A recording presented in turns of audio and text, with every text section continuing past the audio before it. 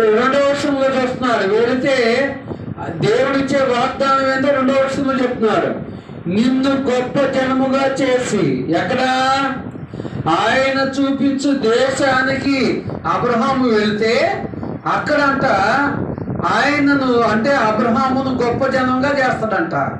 అంటే అబ్రహాము పుట్టి పెరిగినటువంటి ఊర్లో కాదు, ఎక్కడో తెలియని ఊర్లోకి వెళితే అక్కడ ఉన్నటువంటి జన సమూహం అందరికంటే అబ్రహామును గొప్ప జనంగా చేస్తానంటున్నాడు. అదే కదా, అదేనా దీని అర్థం? నేను నీకు చూపించు దేశములకు వెళ్ళము, నిన్ను గొప్ప జనముగా చేసి, నిన్ను ఆశీర్వదించి, ఇంకేమన్నాడు? గొప్ప జనముగా మాత్రమే కాదు, నిన్ను ఆశీర్వదించి నీ నామమును గొప్ప చేయుదును, నీవు ఆశీర్వాదముగా ఉండవు, నిన్ను ఆశీర్వదించు వాడిని ఆశీర్వదించదను, నిన్ను దూషించు వాడిని శపించదను. చూడండి, 3వ వచనం చివరి భాగంలో అన్నాడు గొప్ప మాట. భూమి యొక్క సమస్త వంశములు నీ యందు ఆశీర్వదించబడినని అబ్రహాముతో అనగా. ఎన్ని వంశాలండి? భూమి మీద ఉన్న సమస్త వంశములు ఎవరి యందు ఆశీర్వదించబడతాయంట? అబ్రహామునందు. అంటే అబ్రహాముకు దేవుడు ఎంత ఆధిక్యతను ఇస్తున్నాడో, ఎంత ధన్యతను ఇస్తున్నాడో అనేది ఒకసారి మనం అర్థం చేసుకోవాలి ప్రియ సహోదరి సహోదరులారా.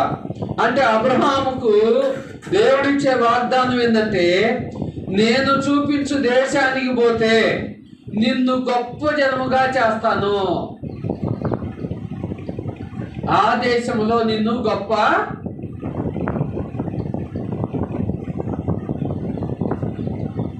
జన్మగా చేస్తాను అని అన్నాడు. ఇది ఒక వాగ్దానం అబ్రహాముతో. ఇంకో వాగ్దానం ఉంది అబ్రహాముతో. రెండో వాగ్దానం ఏంటంటే, అబ్రహాముకు 70 సంవత్సరాలప్పుడు దేవుడు కుమారులు కలుగుతారని వాగ్దానం ఇచ్చాడు. 70 సంవత్సరాలప్పుడు కుమారులు కలుగుతారని వాగ్దానం ఇచ్చాడు. ఆ వాగ్దానాన్ని ఎప్పుడు నెరవేర్చాడు దేవుడు? ఎన్ని సంవత్సరాలు నెరవేర్చాడండి? అబ్రహాముకి 100వ సంవత్సరం వచ్చింది, తన భార్య అయిన శారాకు 99వ సంవత్సరం వచ్చింది. అనగా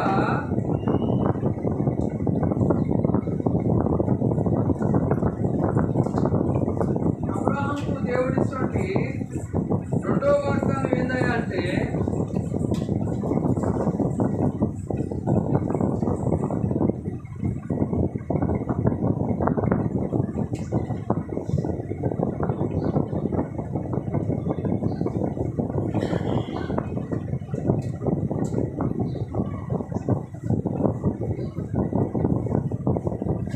అబ్రహాంకి దేవుడిచ్చినటువంటి రెండో వాగ్దానం ఏంటంటే, గర్భఫలము గూర్చి వాగ్దానం ఇచ్చాడు. గర్భఫలము గూర్చి 75 సంవత్సరాలప్పుడు దేవుడు వాగ్దానం ఇచ్చాడు. అది 25 సంవత్సరాల వరకు అబ్రహాము నిరీక్షించాడు. 25 సంవత్సరాలు అబ్రహాం నిరీక్షిస్తే, అబ్రహాంకి 100వ సంవత్సరం వచ్చిన తర్వాత ఆ యొక్క వాగ్దానాన్ని పొందుకున్నాడు. అబ్రహాంకి 100వ సంవత్సరం వచ్చినప్పుడు ఆ వాగ్దానాన్ని పొందుకున్నాడు. అంటే చూడండి ప్రియ సహోదరి సహోదరులారా, దేవుడు అబ్రహాముకు 2 వాగ్దానాలు ఇచ్చాడు. మొదటి వాగ్దానం ఏంటంటే, నేను చూపించు దేశానికి వెళితే నిన్ను గొప్ప జనముగా చేస్తాననే వాగ్దానం చేశాడు. దాన్ని నెరవేర్చాడా నెరవేర్చలేదంటే నెరవేర్చాడు దేవుడు. ఇంకోటి ఏంటంటే, నీ మూలముగా భూమి యొక్క సమస్త వంశములు ఆశీర్వదించబడినన్నాడే. యేసుక్రీస్తు కూడా అబ్రహాము వంశావళి. యేసుక్రీస్తు కూడా భౌతికంగా చూసుకుంటే అబ్రహాము వంశావళి. మత్తయి సువార్త 1వ అధ్యాయం చదువుకుంటే ఎలాగో అబ్రహాము వంశావళి అనేది అర్థమవుతుంది మనకు. అంటే చూడండి, దేవుడు ఎప్పుడైనా వాగ్దానం చేస్తే మనకి సువార్తల్లో కూడా ఉంటుంది, ఆ పత్రికల్లో కూడా ఉంటుంది. వాగ్దానం చేసిన వాడు నమ్మదగిన వాడు, అవునా కదా? కాబట్టి ఆ వాగ్దానము ఖచ్చితంగా దేవుడు నెరవేరుస్తాడు. అయితే మనం కోరుకున్నప్పుడు నెరవేర్చడు. ఆయన ఏ సమయంలో అయితే నెరవేర్చాలని ఆయన సంకల్పించి ఉంటాడో ఆ సమయంలో మాత్రమే నెరవేరుస్తాడండి, అవునా కదా? చూడండి, భూమి యొక్క సమస్త వంశములు నీ ద్వారా ఆశీర్వదించబడి అన్నాడు. ఆ భూమి మీద అబ్రహాము తర్వాత వచ్చిన వంశాలన్నీ కూడా ఆశీర్వదించబడ్డాయి. అంత మాత్రమే కాకుండా అబ్రహాము యొక్క భౌతిక సంతానమైనటువంటి ఆ పితరులు వెనక్కి వెళితే ఇస్సాకు కూడా అబ్రహాము సంతానమే. అంటే ఇస్సాకు మరియా ద్వారా వచ్చినటువంటి యేసుక్రీస్తు ప్రభువు ద్వారా సమస్త మానవులు సర్వకాలము అబ్రహాము వంశం ద్వారానే ఆశీర్వదించబడ్డాయి, అవునా కదండి? అంటే పాత నిబంధన కాలంలోనేమో ఇజ్రాయేలీలు భౌతికంగా ఆశీర్వదించబడ్డారు, భౌతికంగా మేళ్లు పొందారు. క్రొత్త నిబంధనలోనేమో ఉన్నటువంటి మనందరం కూడా భౌతిక మేలుతో పాటు ఆ ఆత్మ సంబంధమైనటువంటి పరలోకపు మేలును కూడా మనము, అవునా కదండి? పరలోకం అనగా కొన్ని కోట్ల సంవత్సరాలు నీకు నిత్య సంతోషము, కొన్ని కోట్ల సంవత్సరాలు నీకు నిత్య సంతోషము. చూడండి, దాని కొరకు అబ్రహాం పెట్టిన పెట్టుబడి ఎంత అండి? అబ్రహాము పెట్టిన పెట్టుబడి ఎంతో తెలుసా? ఏంటో తెలుసా? కేవలము విశ్వాసము. ఏంటిదండి? విశ్వాసము. ఒకసారి హెబ్రీ పత్రిక 11వ అధ్యాయం రండి.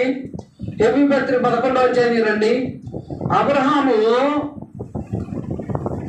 అబ్రహాము ఎటువంటి విశ్వాసాన్ని కలిగి ఉండవు చూడండి ప్రియులారా.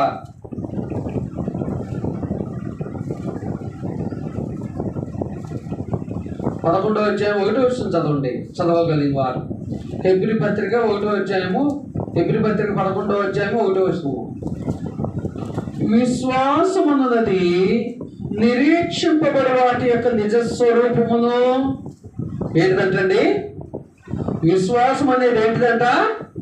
నిరీక్షింపబడి వాటి యొక్క నిజ స్వరూపమును అదృశ్యమైనవి ఉన్నవనుటకు రుజువునై ఉన్నది. ఏమైందంట? విశ్వాసం అన్నది నిరీక్షింపబడి వాటి యొక్క నిజ స్వరూపమును అదృశ్యమైనవి ఉన్నవనుటకు. చూడండి ప్రియదేవుని పిల్లారా, అబ్రహాము కంటే ముందుగా ఎవరిని కూడా దేవుడు ఇదిగో నేను చూపించు దేశానికి వెళ్ళు, నువ్వు ఆశీర్వదించబడతావని ఎవరితో చెప్పలా. అయినా సరే అబ్రహాము నమ్మాడు దేవుణ్ణి, అవునా? ఈవేళ మనమైతే ఒక ప్రదేశానికి వెళ్ళాలంటే ఏ ఊరు వెళ్ళాలి, ఎవరింటికి వెళ్ళాలి, వాళ్ళ పేర్లు ఏమిటి, వాళ్ళు మంచోళ్ళ చెడ్డోళ్ళ అని మనం ఆరా తీసుకొని వెళతాం. కానీ అబ్రహామును దేవుడు తన తండ్రి ఇంటి నుండి రమ్మన్నాడు, తన సొంత గ్రామం నుండి రమ్మన్నాడు, తన పుట్టిన గృహం నుండి రమ్మన్నాడు. రమ్మన్నప్పుడు నిజంగా దేవుడు ఆశీర్వదిస్తాడు, తను అన్నమాట ప్రకారము దేవుడు వాగ్దానం చేసిన వాడు, నమ్మదగిన వాడు అని అబ్రహాము తెలియదు. అప్పుడు తెలియని స్థితిలో కూడా నమ్మాడు. కానీ దౌర్భాగ్యం ఏంటంటే ఇంతగా మనం ఇన్ని మార్లు అబ్రహాం గురించి తెలుసుకున్నా కూడా, చదివినా కూడా మనం నమ్మలేకపోతున్నాం. దేవుడు మన ప్రతి అవసరాన్ని తీరుస్తాడంటే. నిజంగా ఒకసారి డెప్త్గా ఆలోచన చేస్తే భూమి యొక్క సమస్త వంశములు నీ వలన ఆశీర్వదించబడిందని చెప్పాడే. సమస్త వంశములు అంటే ఇజ్రాయేల్ వంశములంతా కూడా భౌతికంగా ఆశీర్వదించబడ్డాయి అబ్రహాము ద్వారా.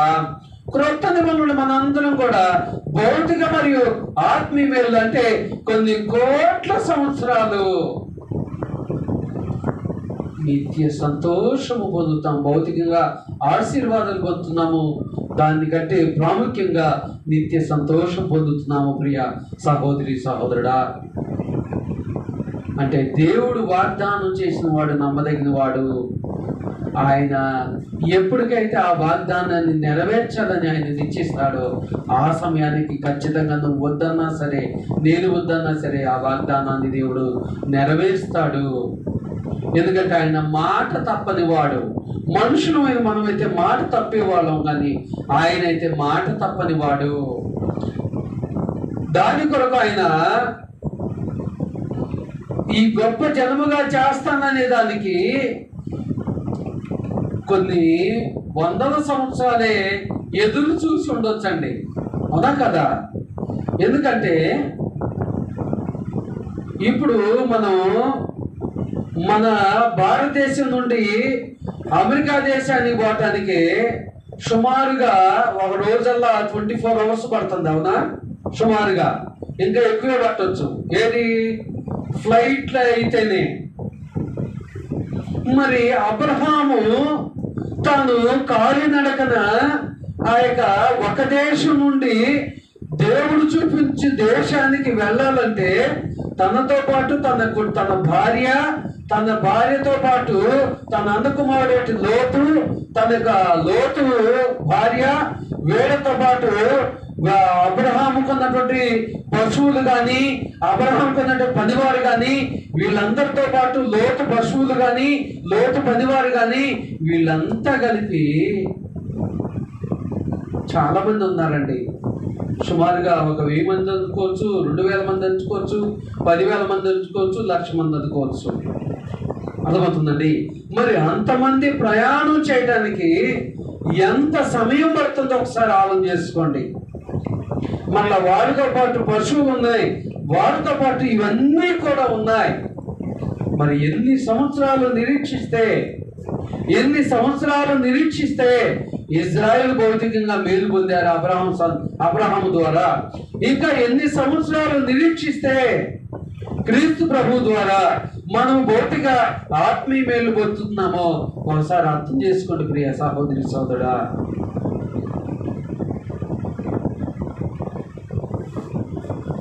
కాబట్టి దీనంతటికి విశ్వాసం అనేది దేవుడు అబ్రహాము దేవుని ఎలా చూపాడు. ఆ తర్వాత గర్భఫలము కొరకు కూడా ఆయన 25 సంవత్సరాలు నిరీక్షించాడు. 25 సంవత్సరాలు ఆయన ఎక్కడ కూడా నిరాశ నిస్పృహలు కలిగి లేదు. 20 సంవత్సరాలు కూడా దేవుడు నాకు ఇస్తాడని నమ్మాడు. ఎందుకంటే తన భార్య దాసి అయినటువంటి హాగరుకు పుట్టిన కుమారుని ఇష్మాయిల్ని అబ్రహాము నా సంతానంగా, నా వారసుడిగా చేసుకుంటానని యెహోవా యొద్ద మనవి చేయగా, యెహోవా ఏమన్నాడంటే, అబ్రహాము నీ దాసి ద్వారా వచ్చిన సంతానాన్ని నీ వారసుడిగా నువ్వు ఎంచుకోవద్దు, ఇదిగో నీ భార్య ద్వారానే నీకు సంతానాన్ని ఇస్తాను అని అన్నప్పుడు అబ్రహాము దాన్ని నమ్మాడు.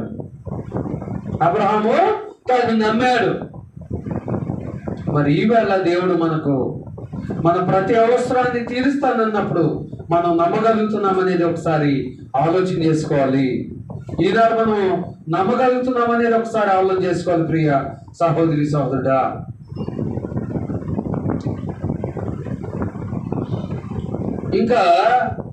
ఇంకా ఇదే పాత నిబంధనలో దేవుడు ఇసాకు వాగ్దానం చేశాడు, యాకోబుకు వాగ్దానం చేశాడు, అవునా?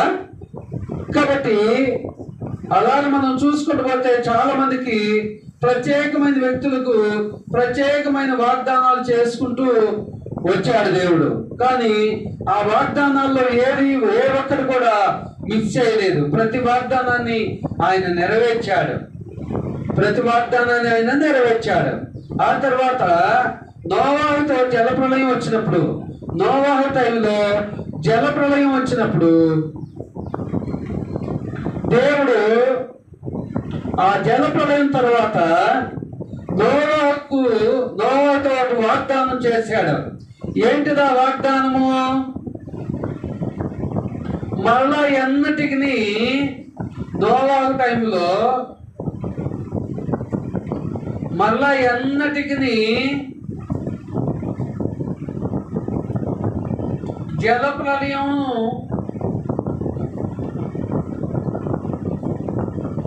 రాదు అన్నాడు దేవుడు, రప్పించను అన్నాడు. మళ్ళా ఎన్నటికి జలప్రళయము రప్పించను అన్నాడు. ఇక భూమి మీద ఎప్పటికీ కూడా ఇలాంటి జలప్రళయాన్ని రప్పించను అని నోవాహుతో వాగ్దానం చేశాడు. మరి నోవాహు టైం ఇప్పుడు మనం జీవించే సంవత్సరాలు ఇన్ని సంవత్సరాలకు కూడా దేవుడు ఆ వాగ్దానాన్ని నిలబెట్టుకుంటూనే ఉన్నాడు. అవునా కదండి? మనం అనుకోవచ్చు సునామీలు వస్తున్నాయి కండి, వరదలు వస్తున్నాయి కండి అని. కానీ అప్పుడు నోవాహు సమయంలో ఆ జలప్రళయం అంటే ఆకాశాన్ని అంటే అంత నీరు భూమి మీద చేరింది. ఇక ఆకాశానికి భూమికి గ్యాప్ లేదనమాట. అంటే ఒకసారి ఇమాజినేషన్ చేసుకోండి, ఎంత ఏ రీతిగా యొక్క నీటిని రప్పించాడో దేవుడు భూమి మీదకి అనేది. అయితే నోవాహుతో వాగ్దానం చేశాడు, దాన్ని దేవుడు నెరవేర్చాడు. ఆ తర్వాత మోషేతో వాగ్దానం చేశాడు. ఇది పాత నిబంధన కాలము. మోషేతో వాగ్దానం చేశాడు. ఏంటిదా వాగ్దానము? ఫరో రాజు వద్దకు వెళ్ళి మాట్లాడమన్నప్పుడు, అయ్యా నేను నత్తివాడిని అన్నప్పుడు అహరోన్ని నీకు తోడుగా ఉంచుతానన్నాడు. నీ అన్నైనా అహరోన్ని నీకు తోడుగా ఉంచుతాను అని చెప్పాడు. ఇంకా ఇజ్రాయేలు నడిపించేటప్పుడు మోషేకు ముందుగా దేవుడు ఉన్నాడు. ఇజ్రాయేల్ నడిపించేటప్పుడు మోషేకు ముందుగా దేవుడు ఉన్నాడు. దేవుడు అంటే దేవుని ప్రతినిధి, దేవదూతే కావచ్చు, దేవుని ప్రవక్తే కావచ్చు. కాబట్టి మోషేతో దేవుడు ఒక వాగ్దానం చేశాడు, మోషేతో కొన్ని వాగ్దానాలు చేశాడు. ఆ తర్వాత దావీదుతో కొన్ని వాగ్దానాలు చేశాడు. ఏంటిది? నీ సంతానము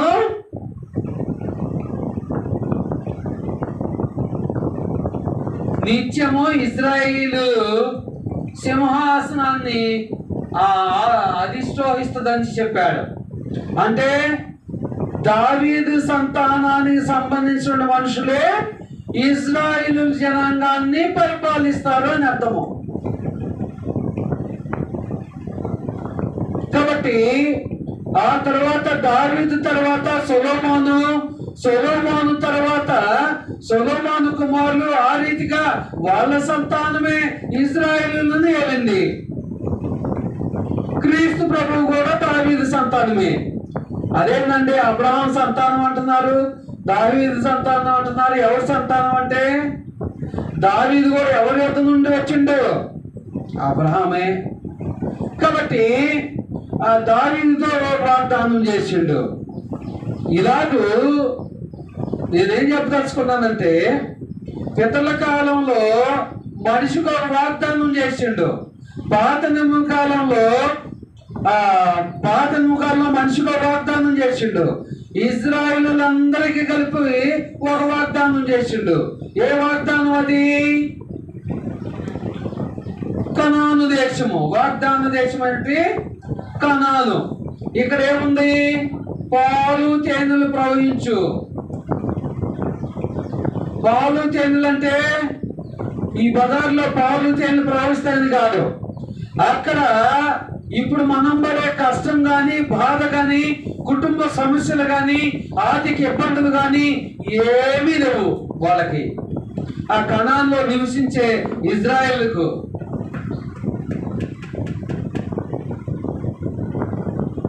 అంటే గతల కాలంలో దేవుడు మనిషికి ఒక వాగ్దానం కానీ 2 కానీ 3 కానీ అలా చేశాడు, వాటిని నెరవేర్చాడు. పాత కాలంలో కూడా మనిషికి వాగ్దానం చేశాడు, వాటిని నెరవేర్చాడు. కానీ క్రొత్త నిబంధన కాలంలోకి వచ్చేసరికి క్రొత్త నిబంధన కాలంలో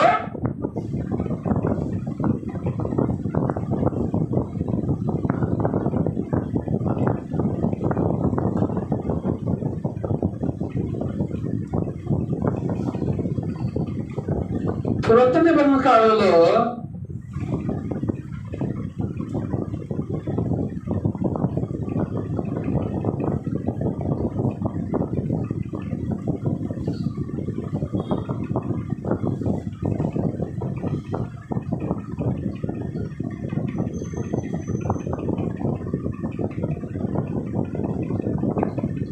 క్రొత్త నిబంధన కాలంలో అపోస్తులకు ఒక వాగ్దానము, ఆదిమ క్రైస్తవులకు ఒక వాగ్దానము, గలతీ పట్టణం ఉన్నోళ్ళకు ఒక వాగ్దానము, కొరింథీలో ఉన్నోళ్ళకు ఒక వాగ్దానము చేశాడా దేవుడు? ఏమండి చేశాడా? క్రొత్త నిబంధనలో ఉన్నోళ్ళకి మనిషికి వాగ్దానం చేశాడా? పెద్దల కాలంలో మాదిరిగా, పాత నిబంధన కాలంలో మాదిరిగా మనిషిలో వాగ్దానం చేశాడు దేవుడు. క్రొత్త నిబంధనలో క్రీస్తు రక్తము చేత కడగబడినటువంటి వారందరికి కూడా ఒకే ఒక వాగ్దానం ఉంది. ఏంటో వాగ్దానము? ప్రకటన గ్రంథము 2వ అధ్యాయం 10వ వచనాన్ని గమనించండి. ప్రకటన గ్రంథము 2వ అధ్యాయం 10వ వచనము.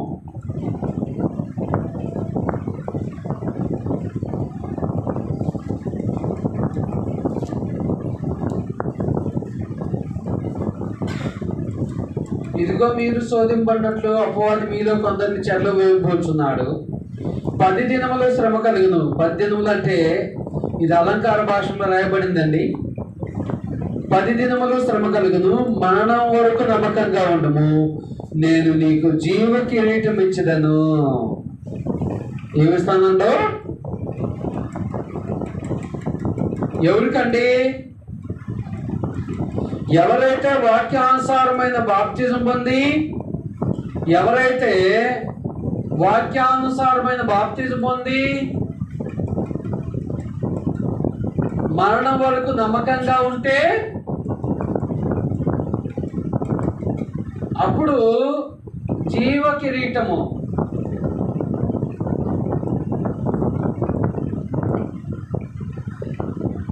దీన్నే నిత్య జీవం అన్నాడు, దీన్నే పరలోకం అన్నాడు. ఇది ఎవరికి?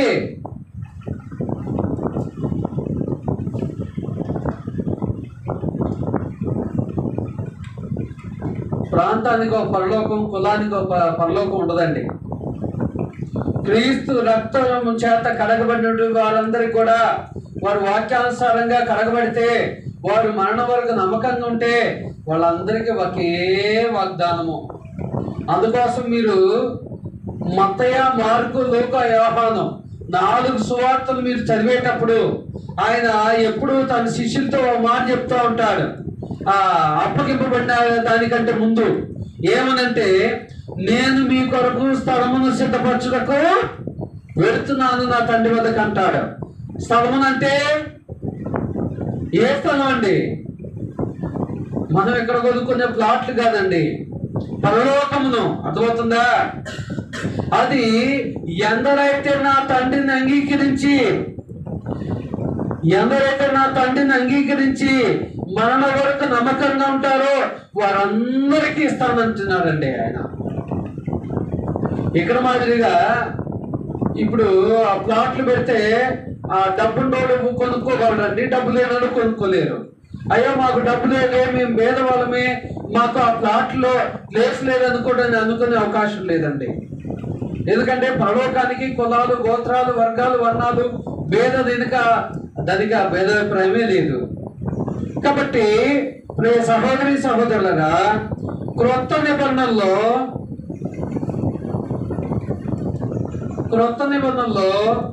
క్రైస్తవులందరికీ ఒకే ఒక వాగ్దానము.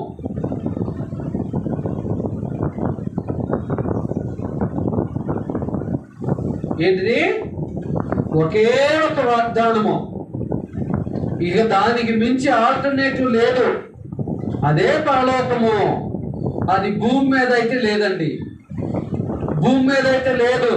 దేవా, నేను మరణ వరకు నమ్మకంగా జీవించాక నాకు వెంటనే పరలోకాన్ని ఇవ్వయా అంటే కలవదు.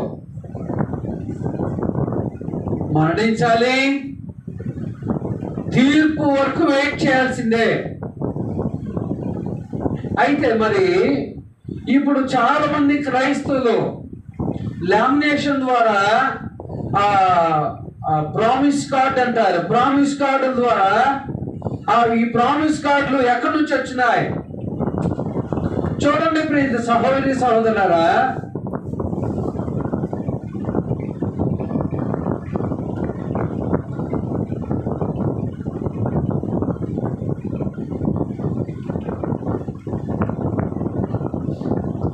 దేవుడు అబ్రహాముకు 2 వాగ్దానాలు ఇచ్చాడు, అవునా?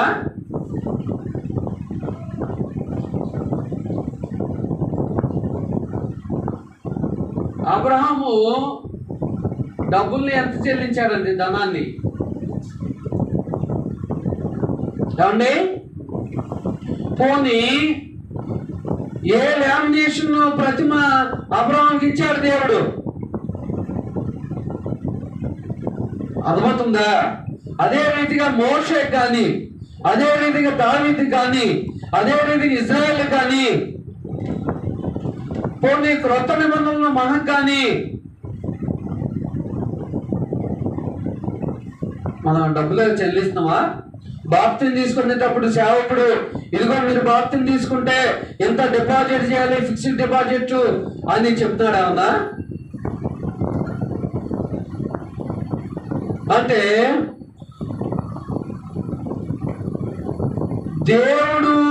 దేవుని ద్వారా వచ్చిన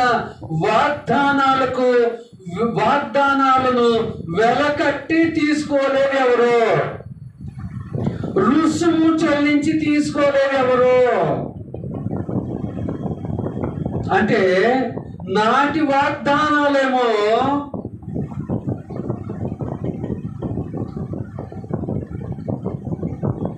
దేవుని వద్ద నుండి వచ్చాయి.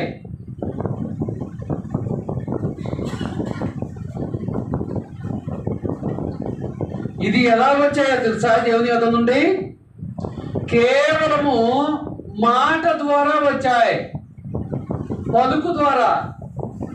అంటే దేవదత్త ద్వారా కావచ్చు, ప్రవక్తల ద్వారా కావచ్చు. ఎవరో కూడా లిఖితపూర్వకంగా అయ్యా నేను ఎట్టు నమ్మేది, ఇదిగో ఒక ప్రారంభ రాశి అంటారు లేదు అప్పుడు. మరి నేటి వాగ్దానాలైతే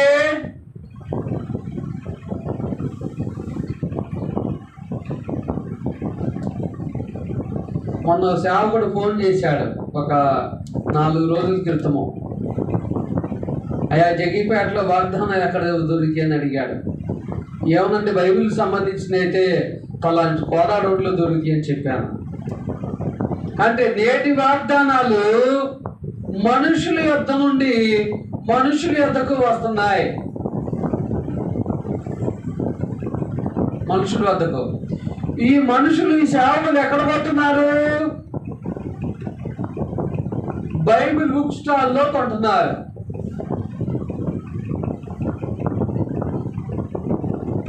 ఈ బైబిల్ బుక్ స్టాల్లో ఎలాగో ప్రింట్ చేస్తున్నారు? ఒకప్పుడు అబ్రహాంకి ఇచ్చిన వాగ్దానం ఏంటి? నీకు పిల్లలు లేకపోతే ఇదిగో అబ్రహాంకి ఇచ్చిన వాగ్దానాన్ని, ఆ లేఖనాన్ని డబ్బులు ఎక్కువ చెల్లించే వాళ్ళకేమో లామినేషన్ ద్వారా ఇస్తున్నారు, తక్కువ చెల్లించే వాళ్ళకేమో ప్రామిస్ కార్డులు అంటే చిన్న కార్డుల ద్వారా ఇస్తున్నారు. అవునా? చూడండి ప్రియదేవుని పిల్లరా, దేవుని యొద్ద నుండి వచ్చే వాగ్దానాలు ఎప్పుడు ఒక్కటి కూడా నెరవేరకుండా ఉండలే. ఒక్క లేఖనాధారమైన ఉందా? నెరవేరకుండా ఉన్నది. ఇదిగో పలాని మోషేకు దేవుడు వాగ్దానాన్ని, ఒక్క వాగ్దానాన్ని మిస్ చేశాడు అనేది ఏది లేదు. కానీ మనుషులకి ఏం చేస్తున్నారంటే, పిల్లలు లేని వాళ్ళకి అబ్రహాంకి ఇచ్చిన వాగ్దానాలు ఇస్తున్నారు. అయ్యగారు మేము వేరే ఊరు పోతున్నాం అన్న వాళ్ళకేమో నేను చూపించి దేశాన్ని వెళ్ళనే వాగ్దానాన్ని ఇస్తున్నారు. కుటుంబ సమస్యలు ఉన్న వాళ్ళకి దానికి సంబంధించిన లేఖనాన్ని వాగ్దానాన్ని ఇస్తున్నారు. ఈ రీతిగా మనుషులను మాయం చేస్తున్నారు. దేవుడు ఇప్పుడు కూడా వాగ్దానాలను అమ్ముకోలే. దేవుడు ఇప్పుడు కూడా వాగ్దానాలు అమ్ముకోలే. మరి నేడు వాగ్దానాలు అమ్ముకుంటున్నారు అంటే వాళ్ళు దేవుని చిత్తాన్ని జరిగిస్తున్నారా, అపవాది గడి చిత్తాన్ని జరిగిస్తున్నారా అనేది మనస్సును పెట్టుకోండి ఒకసారి. ఒక 5 సంవత్సరాల క్రితం ఏమో ఒక కుటుంబం వద్దకు వెళ్ళినప్పుడు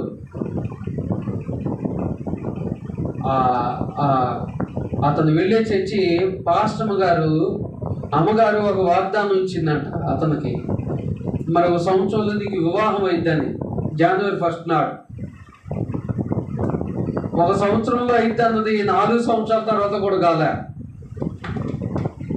అంటే ఇవి మనుషుల యొక్క నుండి మనుషులు ప్రింట్ చేయించినవి కాబట్టి వాటికి వ్యాలిడిటీ ఉండదు. అంటే ఆ లేఖనాల వ్యాలిడిటీ గురించి మాట్లాడలే మనం.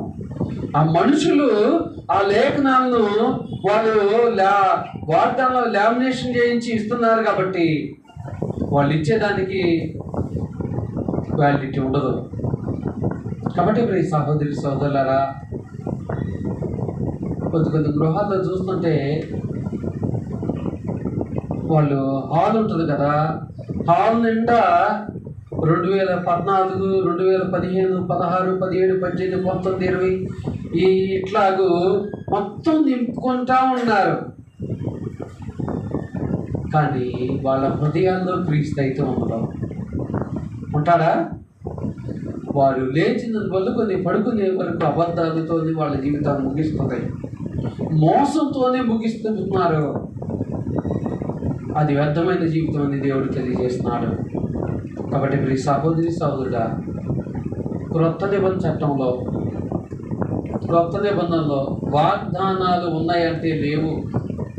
వాగ్దానం మాత్రమే ఉన్నది.